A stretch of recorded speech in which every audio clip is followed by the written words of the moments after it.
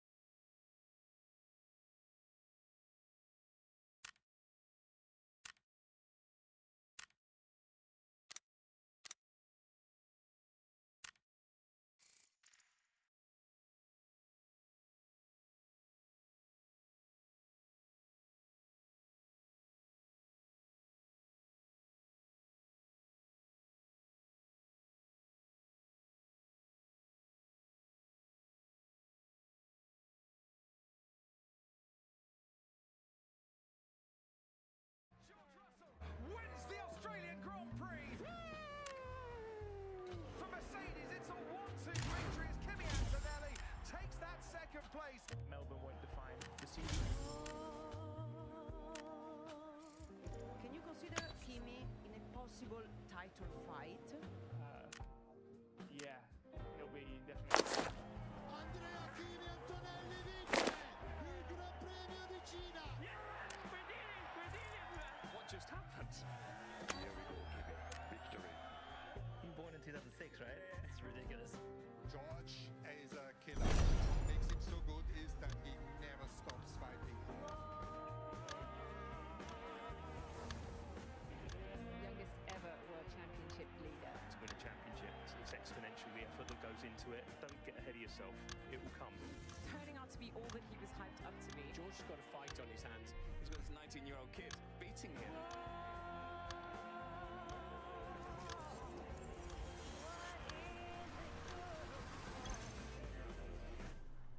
Absolutely nothing.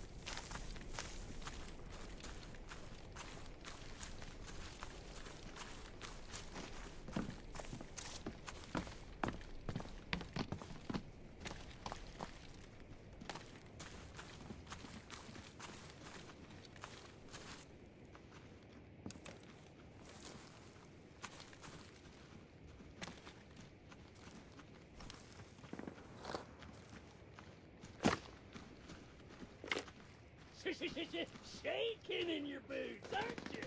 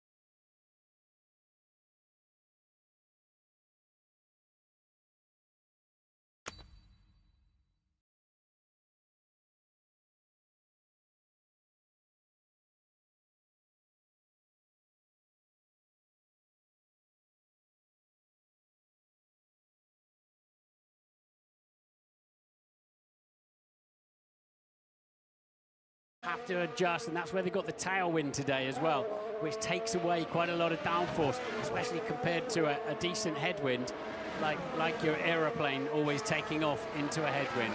Nico Hulkenberg then has a 5-second penalty, and the stewards are also looking at him and Liam Lawson, who's currently in 8th, for being out of position at the safety car line during the formation lap. We got another yellow flag very briefly as someone has just skirmished off the track. Bernie Collins, to you. Yeah, just a quick one on the two Mercedes. Normally being the car in front, having the free air is the advantage. That's what you want. I think in these conditions, actually being the car behind, where that normally overheats your tyres, which is bad. In these conditions, I think the car behind has better tyre temperature. And just on that image you see there, a lot of debris, I think, on the exit out of turn 10.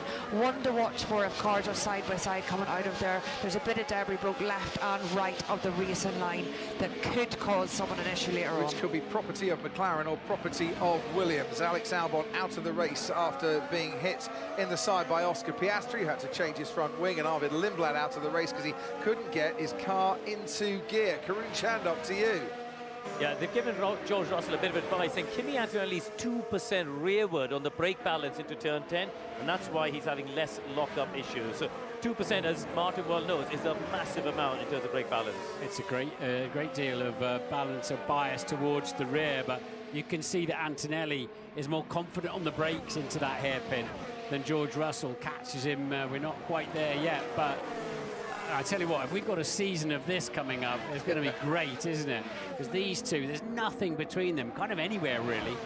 It's absolutely superb. George Russell currently gaining 7 points on Kimi Antonelli in the championship. The lead will be 11 points going into the next round in Monaco in a couple of weeks' time. Ollie Behrman's been noted for a yellow flag infringement. The stewards are as busy as the Mercedes pit wall and as busy as the two drivers behind the wheel this afternoon, and getting busy once again. Kimi Antonelli, can he stay with George Russell close enough? Probably not, coming out of that final corner, but let's see as we head down towards turn 1. Russell keeps the leads, Kimi Antonelli keeps him keen, and Fernando Alonso is another to be noted for a yellow flag infringement. Suggesting either they didn't slow down anywhere near enough, or they even made an overtake. So yeah, the stewards take a pretty dim view of yellow flag infringements. Lewis Hamilton as keen as Kimi Antonelli, but this time in his Ferrari behind Max Verstappen, and Ferrari definitely thought they could be racy with the Red Bulls here this weekend. They thought they'd be racy with the McLarens too, but the McLarens are way, way behind them. Lando Norris currently 13th, Oscar Piastri 15th for the reigning Constructors World Champions. And still that 0.4 of a second gap between Russell and Antonelli, and he's a lot closer, I think, this time around. Antonelli coming out of the hairpin. And they're coming up to lap Lando Norris, who won't get any benefit of blue flags, of course. So he's in the pack, racing. Here comes Kimi Antonelli, sorry Martin. George Russell moves across to cover that inside line, so he could see the second Mercedes appearing at a rate of knots in his wing mirrors. Antonelli thought about a move, but here he comes again, down towards turn 1. He's going to have to try around the outside if he can, but he's not alongside or ahead, and it looks like George Russell will keep that lead for at least another lap. Wow.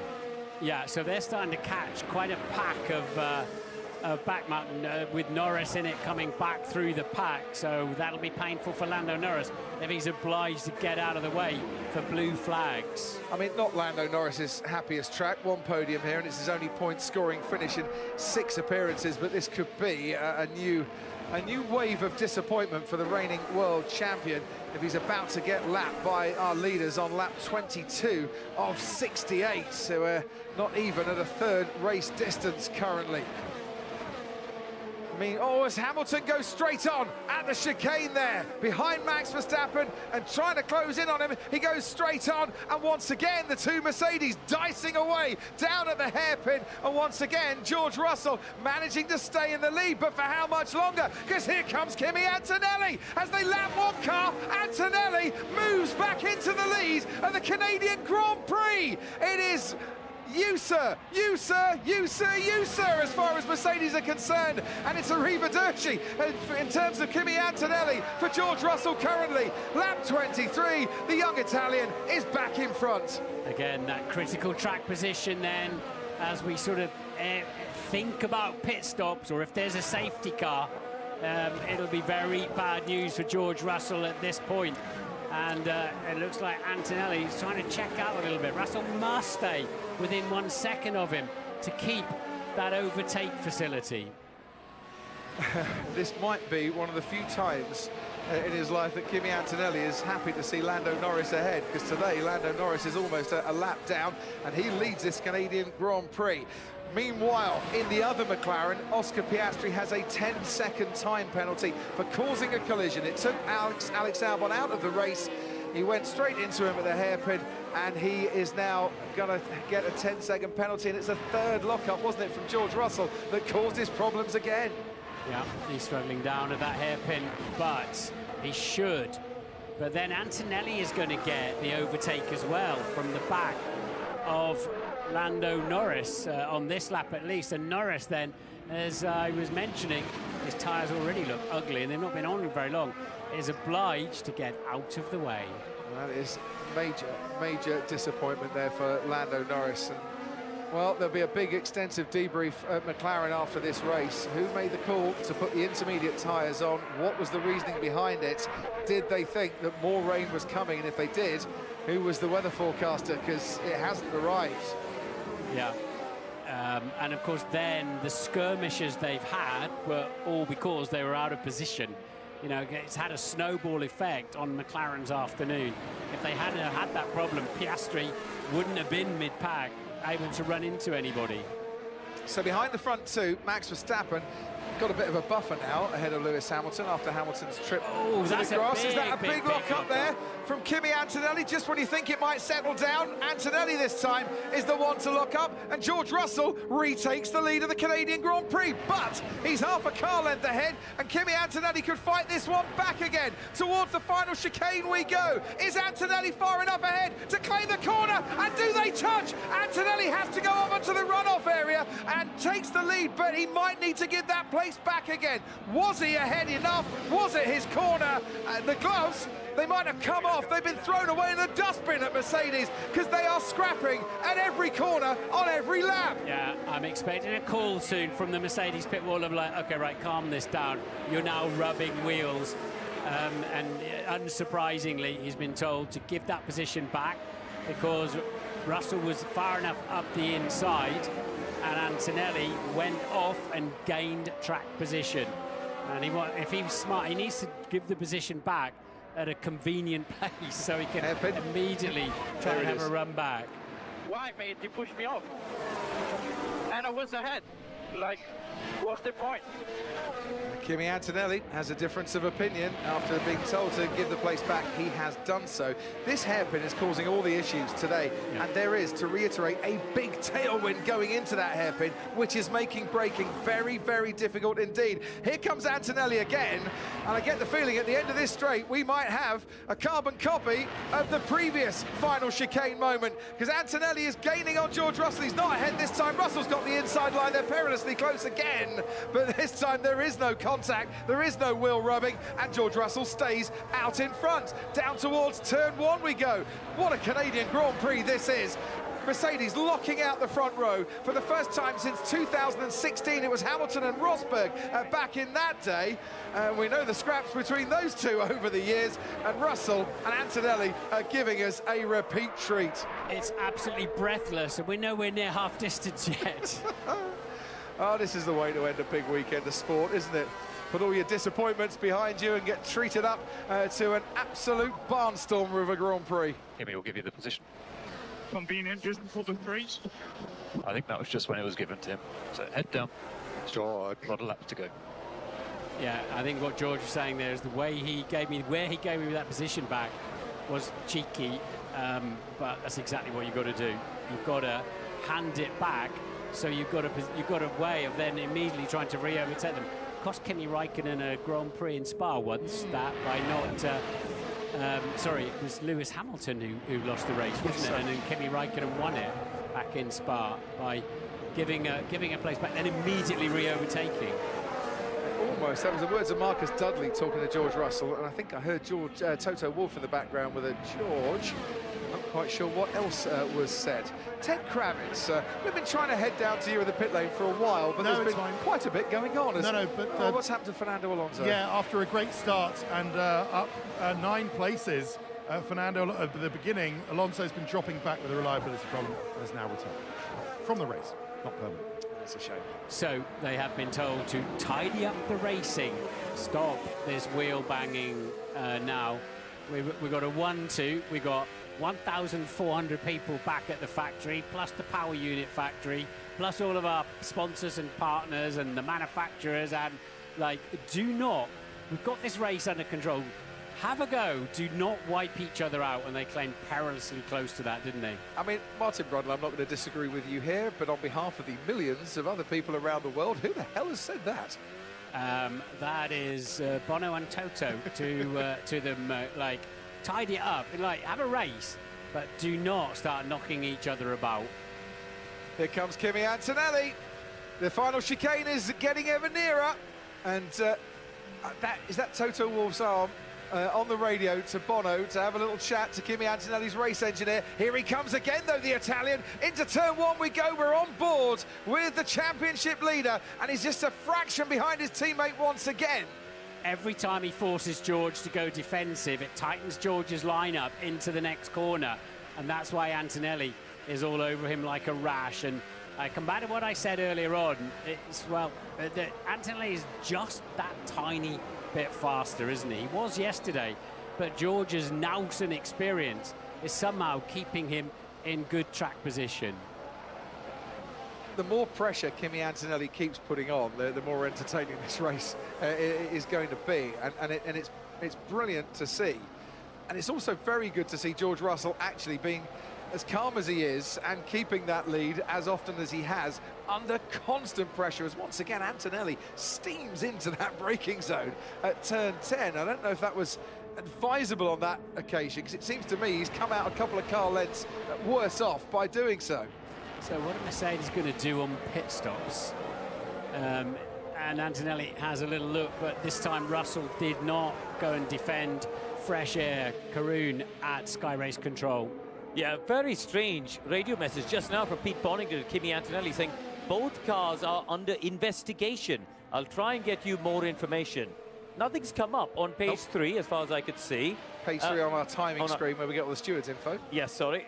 So, yeah, make of that what you might. Did that message, Karun, come after the long arm of Toto hit the button that said Bono in the garage, and he may have had a chat, I wonder? So are we saying that's an internal secret coded message, maybe? Certainly not. Maybe. But yeah, as we say, nothing's come up on the FIA messaging system that suggests they are investigation for anything. So yeah, there you go. I just thought it was a slightly odd message. I don't think we've seen anything where one driver didn't leave a car's width in the braking zones. I mean, they've been racing hard, but I think well within, or certainly within, the driving regulation, so I can't imagine there's anything there to be investigated. Marcus Dudley has said to George Russell, his race engineer, both cars need to race without risk, George. We're too close at the moment.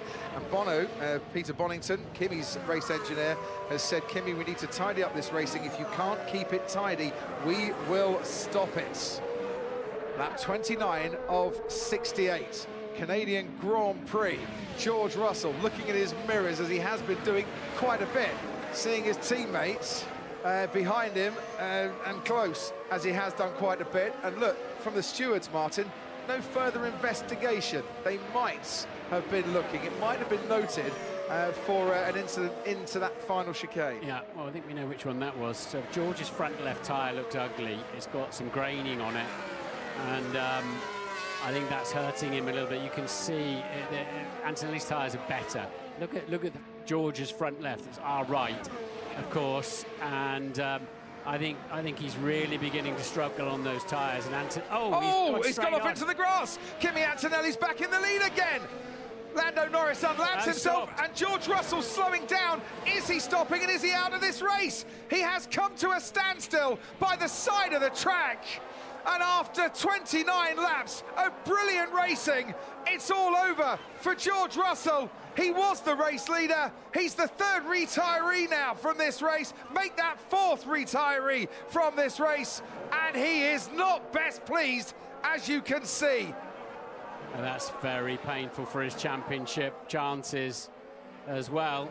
That's, you can see something has broken behind him hydraulic-wise or power unit-wise. And he's also in a horrible place to get back to the pits as well from there. Right, virtual safety car, stand by for action in the pit lane here, because this might play into the hands of those who haven't been into the pits yet, who might want to make a pit stop. Lando Norris unlapped himself, and that's it's bad news for him and for McLaren that it's only a virtual safety car, not the full safety car, because that would give Lando a chance to catch up to the back of the pack somewhat. But aside from that, you have to feel for George Russell here. I mean, how many times did he have to take the lead only to be repassed and have all the close racing with his teammate and surviving all of that, and then something on his car has just let go, handing Kimi Antonelli the race lead and a chance now to extend an 18-point gap in the championship to 43 points in the championship. And to win 4 on the bounce. Which no driver has ever done in the Formula One World Championship before. 4 in a row has been done, but the first 4 in a row. So the maiden Grand Prix victory followed by another 3. I said stand by for action. The pit lane are coming in. Yeah, because you only lose 9 seconds because your rivals out on track are doing much lesser speed, of course. So it's a no-brainer to make a stop now. Well, you say that, Martin, but you're not down at Ferrari's strategy. Why have they not pitted Lewis Hamilton? Because they've probably seen the cars still on the racetrack and they can do it next time around. Into the pits comes Kimi Antonelli, race leader. Those soft tyres have taken some punishment so far in this race, and he'll be glad, I'm sure, to get rid of those. Lando Norris will move up the order a little bit. He doesn't necessarily need to pit, does he? Because how long's he been on his tyres? 15 laps, but they might have taken the opportunity at McLaren. In comes Max Verstappen. So Antonelli will go back out in the lead. Verstappen didn't have much grip coming out of the pit box, did he? Rejoins the racetrack. Hamilton now into the pits for Ferrari, as is Leclerc, as is Hadjar as well. Colapinto has been into the pits already. He's 6th. Hadjar's ahead of Charles Leclerc in 4th place. Leclerc back down into to 5th now. Hamilton does stay in 3rd.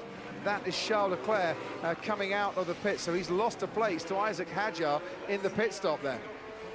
Remember what in that interview I had with George, I said, you know, what constitutes, although of course he got 8 points yesterday in the sprint, what constitutes, you know, a bad weekend? How many can you afford in today's long championship season? He said it's the 0-pointers. They're the only ones I consider, and today is 0 points for him, sadly, through absolutely no fault of his own. Let's have a listen.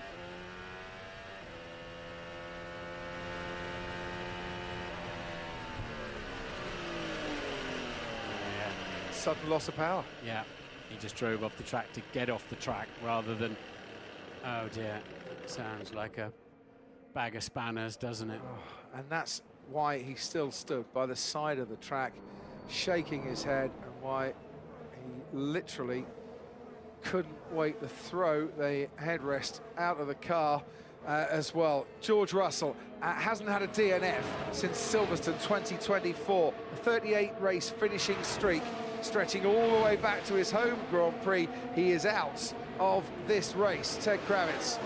Yeah, he is. It was a great fight while it lasted, wasn't it? And they didn't need to call it off because it's confirmed from Mercedes, Crofty, that it was a power unit failure for George Russell. They hadn't seen any warning, nothing, no telltale times, nothing George Russell could have done. A power unit failure, very rare for Mercedes, but that's what's ended his race. Thanks ever so much indeed. Perfect timing as well, isn't it, to get rid of those soft compound tyres for everybody. Rain appears to be out of the way. And, well, we go again. Now we wait and see what Verstappen, on these medium compound tyres, Verstappen, Hamilton, Leclerc, Hadjar's up there as well. Did he pit? He did pit. Yeah, he pitted and he got ahead of Charles Leclerc. Yeah. Colapinto pitted and apparently has a bit of left side front wing damage because he might have hit the wall on the pit lane exit as he came out of the pits. So he's got a little bit of damage to his front wing. That's a long way off the track if you do that coming out of the pits here. Yeah, thank you very much to the Alpine team for letting me know. Through the boonies, that one, he must have gone very deep. It's a tight little right-hander as you enter the track on the outside of turn 2 from the pit lane here. And we are racing. We certainly are. The car has been cleared, the debris has been cleared. What will happen between now and the checkered flag, we don't know.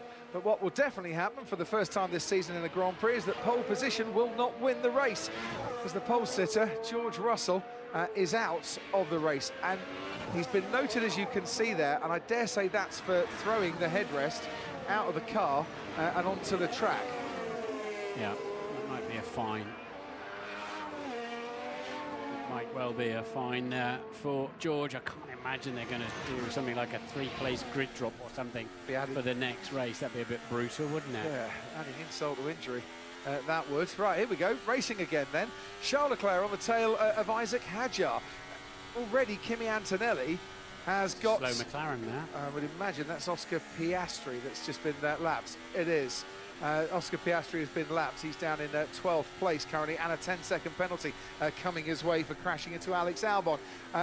Kimi Antonelli, ooh, Charles Leclerc gets very close to Isaac Hadjar. He's already over 5 seconds clear of Max Verstappen, who's 7 seconds clear of Lewis Hamilton. And then this battle, it's the closest battle on the track currently, and Charles Leclerc is coming at Isaac Hadjar right now, and Isaac Hadjar just covered it off. And Charles Leclerc is a bit, do I go, do I not go? Is there a gap, is there not a gap? And thought better of it. No, that's too late. That move from Hadjar was too late down the pit straight.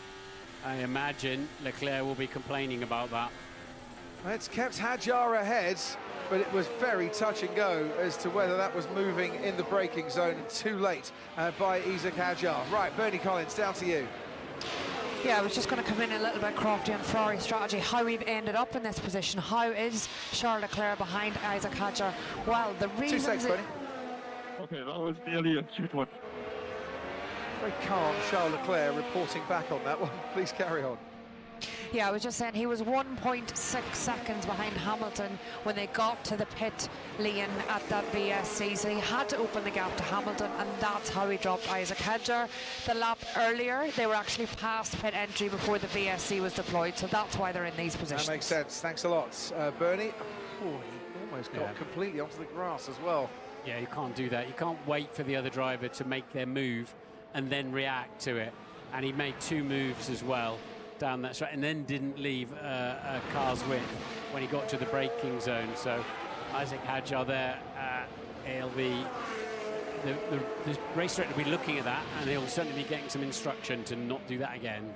Looking in his mirrors, Isaac Hadjar wants to know which way Charles Leclerc is going to come at him here, and if he's going to go anyway, it'll be around the outside, but he's just a bit too far back as we get a great bird's eye view on board with Charles Leclerc from the helmet cam towards the first of the 3 chicanes here.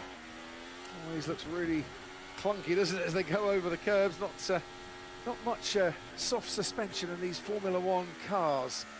Hadjar has been noted, by the way, for a yellow flag infringement. That's separate to anything with Charles Leclerc. Lando Norris in the points by not pitting under the safety car, and can they go with those tyres that have done 19 laps to the end, McLaren? Is that their best way to get a bit of track position in those?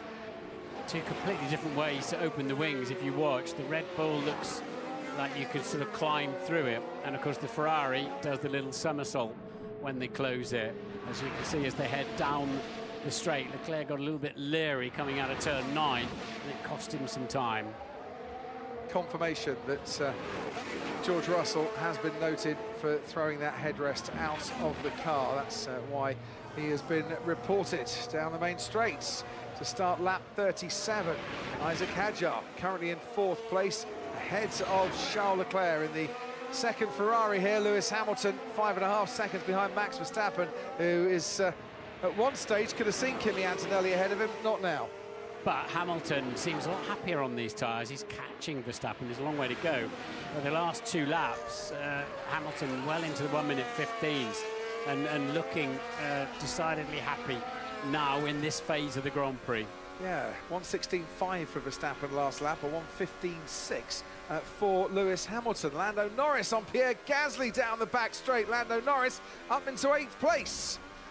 Just a few more to go then. Liam Lawson's the next, and he's under investigation for an incident behind the safety on the formation lap. And that's still being investigated. It might take place after the race. Seen a very good exit from Isaac Hadjar, and Charles Leclerc's lost touch a little bit out of the hairpin, but with a slipstream, let's see if we can get on terms down that back straight. Lance Stroll, the car ahead, about to be lapped by these two. He's currently running in 17th place, and we'll be thinking, hey, do you want to get past me on this main straight here, or not? Yeah, he's just moved to the one side. There is Charles Leclerc, tries under brake.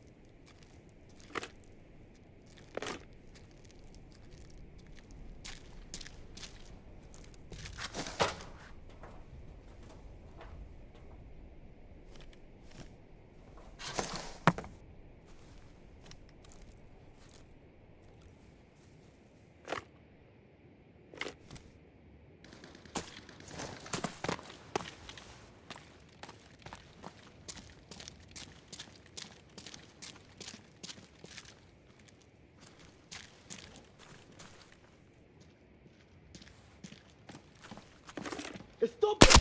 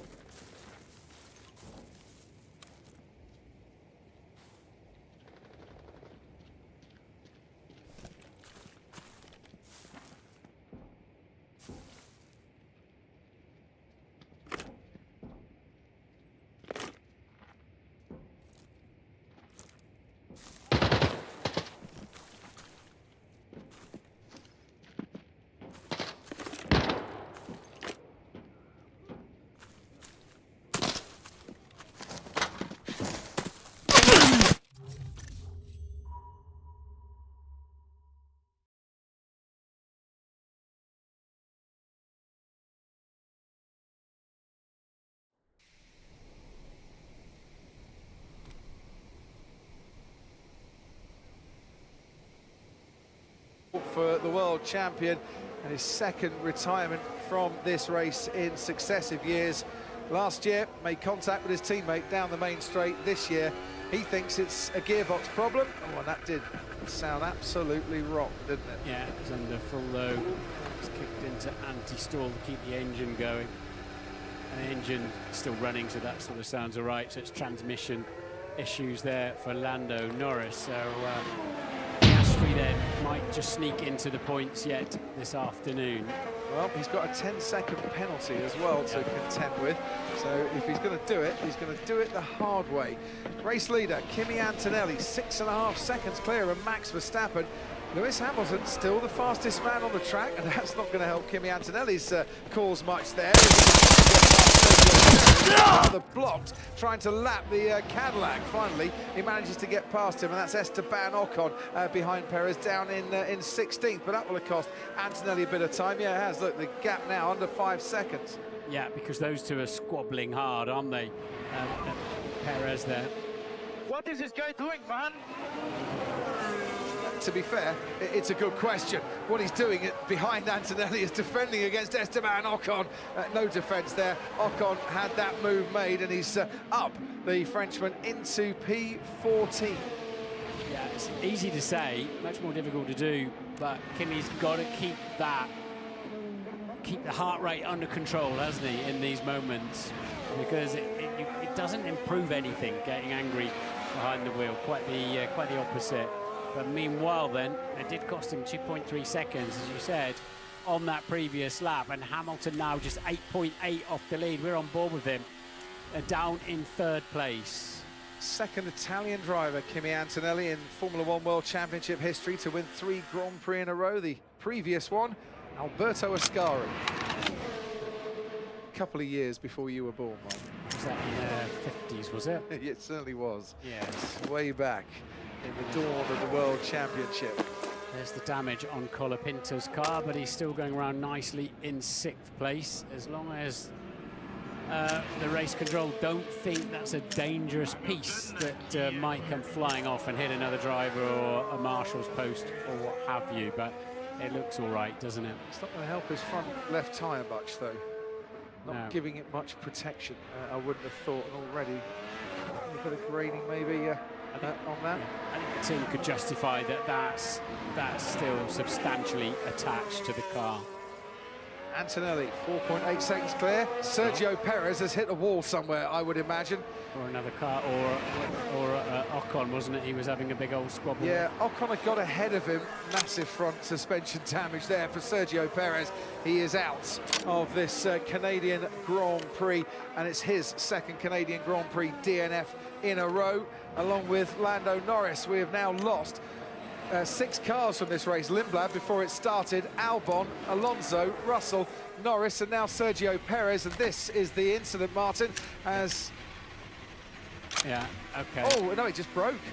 Yeah, whether it's had contact at some point that's fractured it, but broke. He wasn't even braking that hard. He recognised coming down the straight that he'd got a problem developing because he didn't really hit the braking zone hard. Well, maybe try and get Graham Loudon, the team principal at Cadillac, to come on and explain what happened there.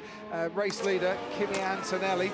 Fastest lap of the race, Lewis Hamilton. Hamilton now under 4 seconds behind Max Verstappen, still gaining on the 4-time world champion in the battle for second place. Charles Leclerc a little bit more detached, currently in 4th. Isaac Hadjar in 5th, and he is being investigated for changing direction under braking more than once. Then comes Colapinto, long way back between Hadjar and Colapinto.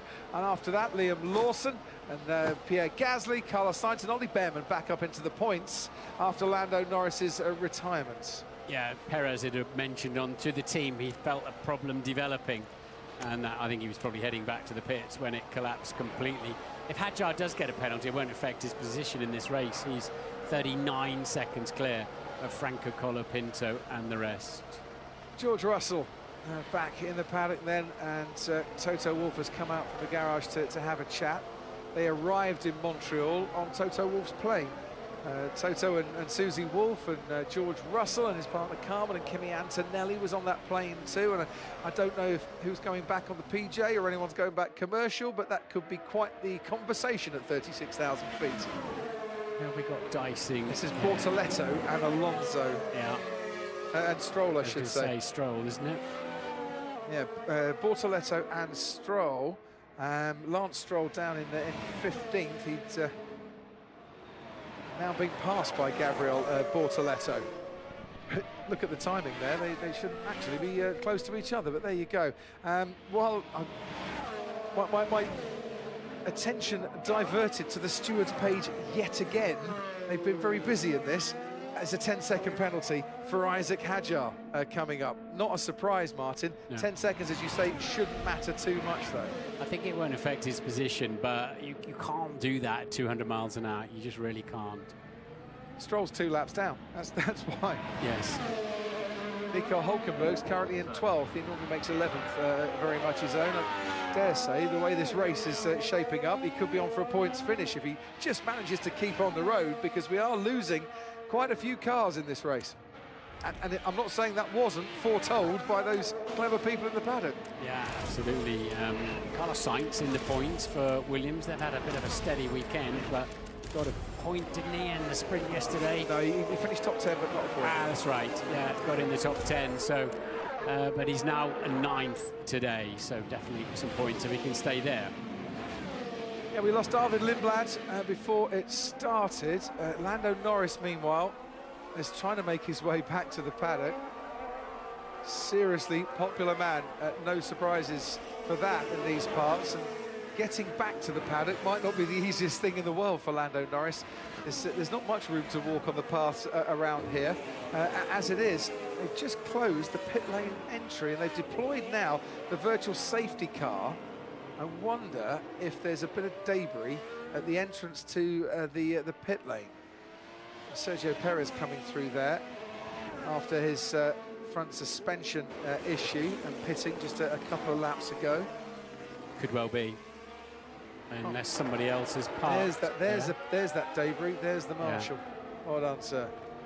I don't really know why they needed to pick that up. To be honest, that was nowhere near the racing line, unless they pick some other bits and pieces up as well. I suppose it's in one of those places, if you are going for an overtake and you have to go into the runoff area, you might pick it up if you're going through, but yeah. Yeah, a couple of ifs and a might in there. So VSC ending anytime soon, so that didn't take long. So, yeah, we lost Arvid Lindblad, couldn't get his racing balls into gear. We lost Alex Albon when Oscar Piastri crashed into him, and Piastri picked up a 10-second penalty. We lost Fernando Alonso with another mechanical DNF. We lost George Russell with Mercedes confirming that was a power unit problem in his Mercedes. We lost Lando Norris with what he thought was gearbox issues. Sergio Perez with front suspension issues. Isaac Hadjar's got a 10-second penalty. Lawson and Hulkenberg are under investigation, and Kimi Antonelli is still on his way for a 4th consecutive Grand Prix win, but anything could happen because there's still a very long way to go. And Ted has news. A couple of things from down here. First of all, Fernando Alonso, we're told by Aston Martin, retired because of a problem with his seat. Not that it was that counts as a mechanical problem. Maybe it does, Crofty, or at least structural problem. Presumably it was moving around. Didn't they say that yesterday as well, that one of the reasons he retired from the sprint, Ted? I don't know whether it was, the vibrations are cured on that Aston Martin, so it must be dislodging itself for another reason. Just quickly on Liam Lawson, the fight for 7th and 8th. Lawson holding onto these soft tyres pretty well. In fact, he's pulling away from Pierre Gasly. We've seen the Racing Bulls quicker than the Alpines so far this weekend, haven't we? So just a proof and underlining the shame that Arvid Lindblad wasn't able to take part in this Grand Prix. But Gasly, struggling to make any headway on Lawson, despite Lawson's soft tyres being quite old now, 15 laps old. Martin, I'm just wondering, over-regulation of the sport, did your car ever conk out and you gave it a kick? And if so, would you have expected a fine for the stewards for that? I'm thinking George Russell and headrest. I lost a wheel once, and I got out of my Zaxbyt and threw the steering wheel and said, find that one as well. But back in those days, there were no rules, which wasn't exactly a mature thing to do. I was just angry at the time, so they were looking for a wheel that fell off at a pit stop and a steering wheel, but hey-ho. But yeah, you're supposed to put the wheel back on, but anyway, I don't think it's going to spoil George's day any more than it is now, and George Russell is in the pen and talking to Rachel. Hi George, sorry to see you standing here. Just talk us through what happened and when and what you knew of it. I mean, just everything turned off all of a sudden. Just went into the corner. Yeah, engine stopped. No electronics. No proper braking. So yeah, a bit lost for words to be honest. Right now, it's I can't really say much more. How do you pick yourself up? I know when you spoke to Martin, you said losing a few points here and there is no big deal. It's the zeros you don't want, and really sadly that's what's happened today. How do you pick yourself up? I got to be honest, I'm proud of my weekend. You know, pole in the sprint, won the sprint, pole in qualifying. I was leading when I stopped. I had good battling with Kimi. You know, from my side, I don't feel like there was anything more I could have done this weekend. So I'll leave satisfied. Of course, I'm pretty damn frustrated with what's happened, but yeah. What more can I do? Can I just ask you on the battling with Kimi as well, because Toto came on the radio and I know that they wanted you both to race tidy. What are your thoughts on the battles you had with him? I thought it was great. I loved it, to be honest. I really enjoyed it. Felt like the karting days. You know, we didn't make any contact. It was hard, close. Yeah, I loved it. So yeah, that's what racing's about. I'd have loved to have continued it for 30 more laps. So would we. It was fun to watch. Thanks, George. He wasn't the only one who loved it. We loved it in the commentary box. I'm sure you loved it at home as well. Brilliant skills, and he's right. What more can he do? Poles and leading, but what can Lewis Hamilton do? He's really starting to home in now on Max Verstappen. There's a back marker between them, yeah, he's relentlessly been closing that gap to Max Verstappen since they put the medium compound tyres on. Yeah, the back marker between them, that will be Liam Lawson then, who's currently in 7th place. We have lapped everyone. Well, he's been lapped himself, has Lawson, by the race leader. Lewis now picking up the pace, 15.0. Let's stop sticking until the last lap. It's only the last lap. And anything absolutely critical. Yeah. Wow. I didn't think he'd received that message particularly well. No, I can understand why the engineer, right, his engineer wanted him to know all that, but he probably didn't want to know himself, did he?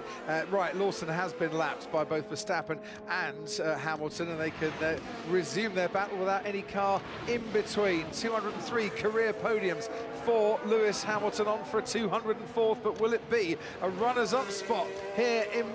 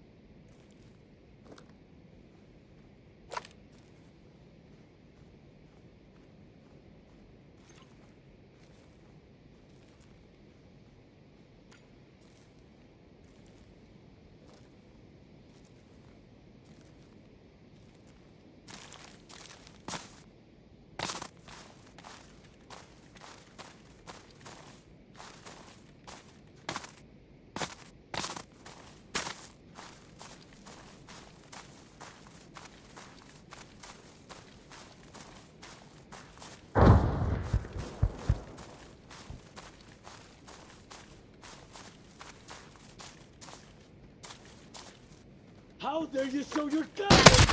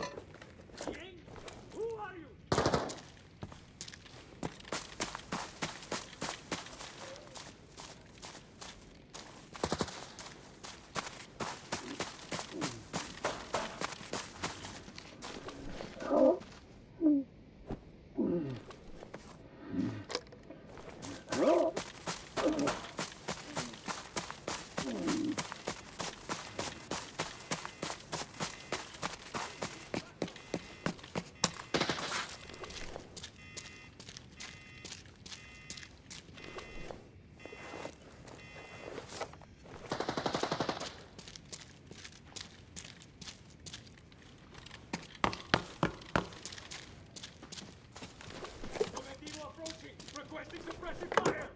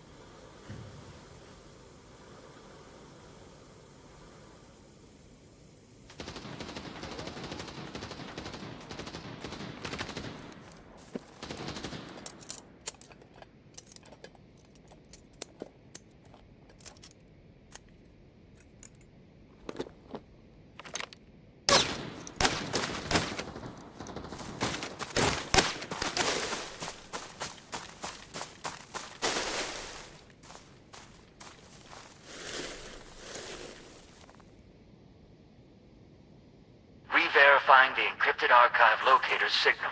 The coordinates have been sent to your map.